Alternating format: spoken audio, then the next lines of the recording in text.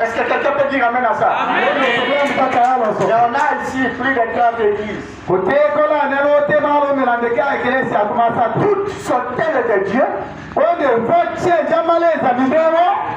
Mais pourquoi on n'a pas la même doctrine?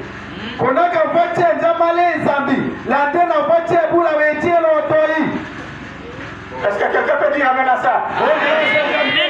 Alléluia. Amen.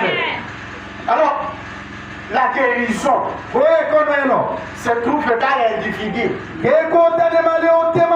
Si je prie pour vous et que vous êtes guéri, c'est votre foi qui a travaillé pour la guérison. Votre foi plus ma foi.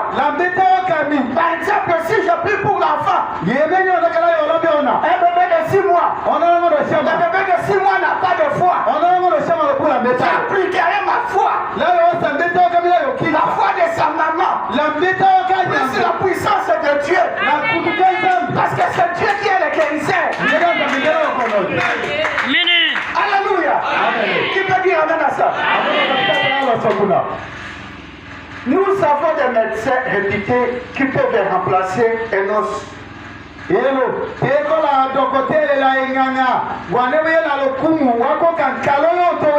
Mais c'est Dieu qui guérit. Nous avons des médecins qui peuvent enlever un appendice. Ou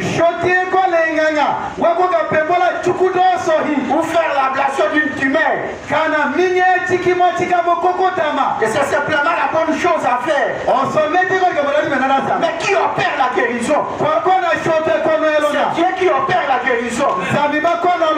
Car il est le seul créateur. Qui peut dire amen à ça? Vous pouvez aller à la chasse. Vous blessez un animal.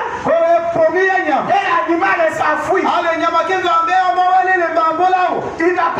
Il n'a pas de médicament. Il n'a pas de tenue. Il n'a rien. Et quand vous le rattrapez encore, vous allez trouver la cicatrice.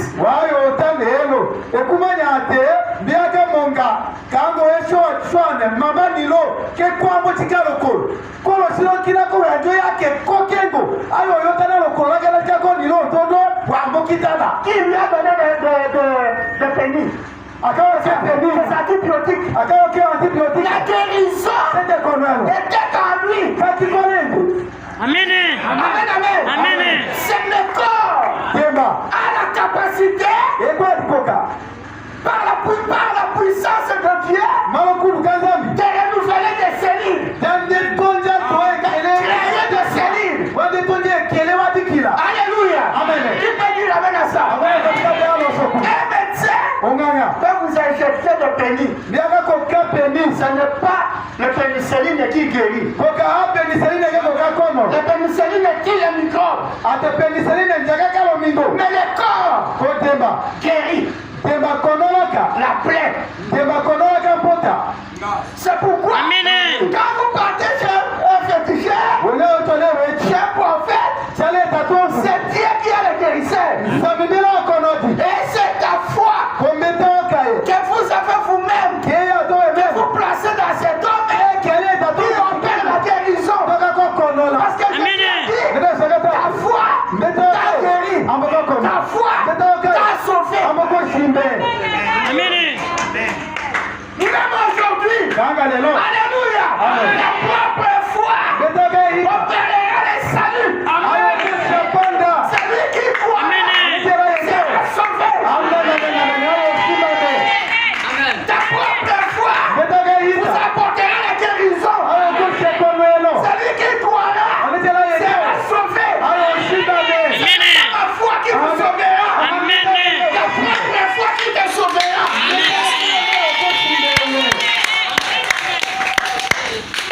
C'est Dieu qui opère la guérison. Et donc, il disait, Frère Branham me parlait avec un luthérien. Je vais revenir ici avant d'avancer. Regardez, le diable avait 850 prophètes. Mais Dieu n'avait qu'un seul. Amen, amen. Amen. Amen, amen. Amen. Et tous étaient des prophètes. Mais la puissance des prophètes et des Baal était minime. Limitée. La puissance d'Élie. Le Saint-Esprit était sans limite. La puissance de Dieu. Pas de limite. Amen, amen. Un homme peut recevoir une portion du Saint-Esprit. Cette portion du Saint-Esprit, vous recevez une deuxième portion. Vous pouvez recevoir une petite portion. Et ça prend des dimensions. Ce que vous étiez la semaine passée, c'est ce que tu seras demain. Le Saint-Esprit augmente l'intensité. Qui peut dire amen à ça? Alléluia. Parce que tout ce qui mange grandit. Et le Saint-Esprit en vous mange la parole. C'est pourquoi j'ai appelé un jour ici les dimanchistes sont des amnésiques. Des anémies. Pourquoi? Il ne mange qu'une fois par semaine. Il y a un enfant qui mange une fois par semaine. Comment sera sa santé? Médiocre. Même s'il n'est pas encore mort. Comment sera-t-il? Mais la peau collée aux os. C'est comme ça. Spirituellement parlant. Alors écoutez maintenant. Et donc il disait, qu'en est-il de nous les luthériens?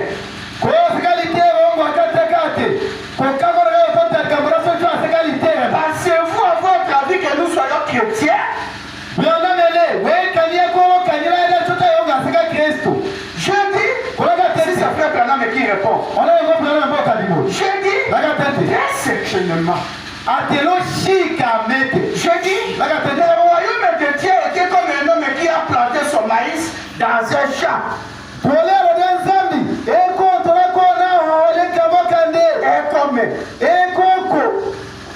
Un homme qui a planté son maïs dans un champ. Un matin, il y est allé. Et il a regardé. Et les deux petites feuilles avaient poussé. Au début du printemps. Deux petites feuilles avaient pointé. Au début du printemps. Et le cultivateur a dit, regardez mon champ de maïs. Est-ce qu'il a fait du maïs? Est-ce qu'il a fait du maïs? Qu'est-ce qu'il a fait? De l'herbe. Alléluia. Ce n'était pas du maïs. Potentiellement, c'était du maïs.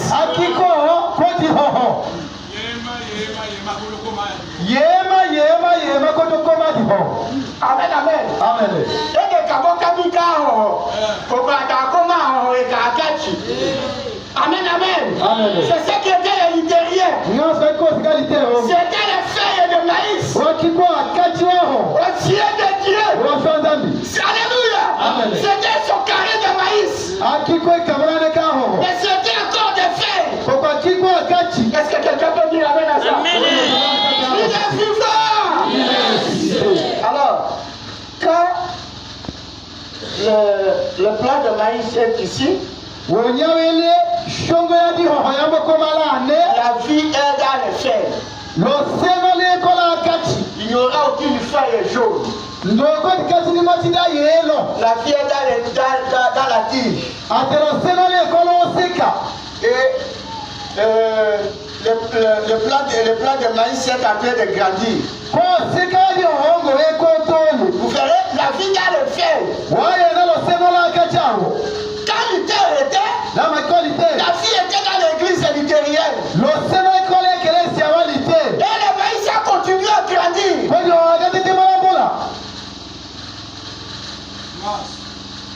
Bon, c'est exactement comme si je vous donnais. Est-ce qu'il avait du maïs?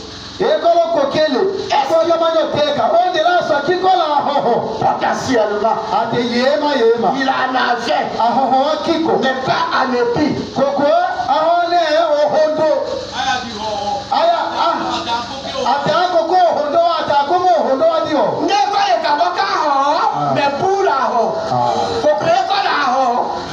Il faudra un temps. Tu peux dire avec ça. C'est pourquoi je disais un jour. Ce n'est pas le jour où vous semez que vous récoltez.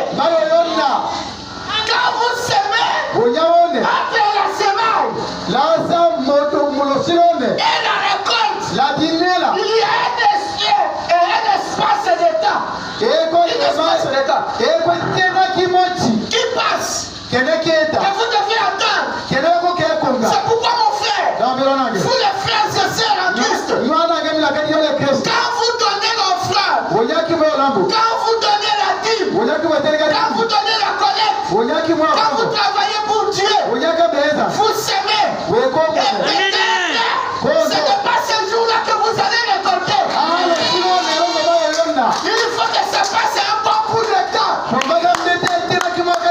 Et votre foi vous dit, ce que j'ai semé, c'est mon carré de maïs. Je vais récolter. Et la Bible dit, celui qui sème beaucoup, récoltera beaucoup. Celui qui sème chuchouma, récoltera chuchouma. Vous mes frères, chaque fois que vous semez, vous récolterez. Vous ne perdrez pas votre récompense. Ceux qui ne s'aiment pas, vous allez nous mendier. Et nous allons vous donner. Attends, on le dit, mais amen, amen. Bon, c'est exactement comme si vous me demandiez un chêne. Un chêne.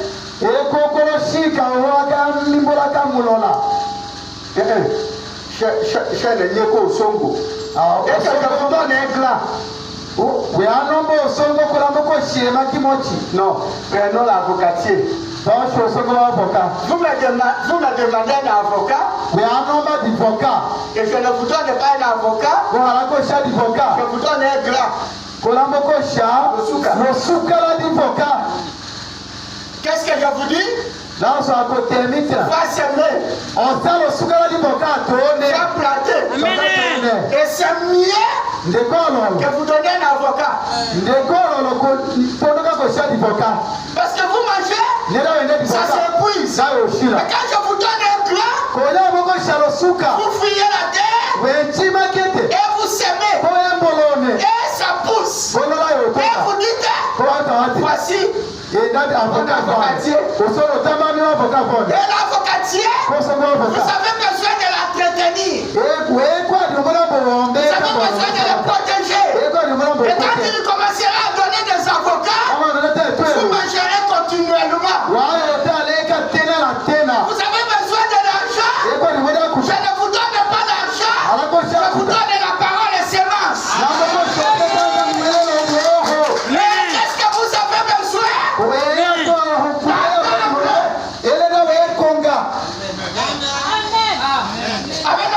Amen. Le problème ici, les chrétiens ne savent plus entendre. Ils ont besoin d'une hypothèque. Ils donnent l'offrande aujourd'hui. Ils disent à Dieu, tu vois Seigneur, donnez-moi.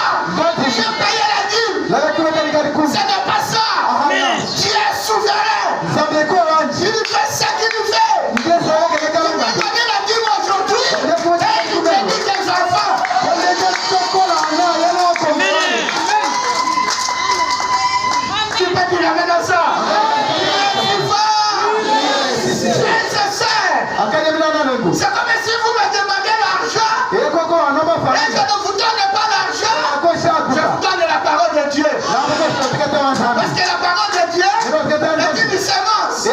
Ça poussera un arbre.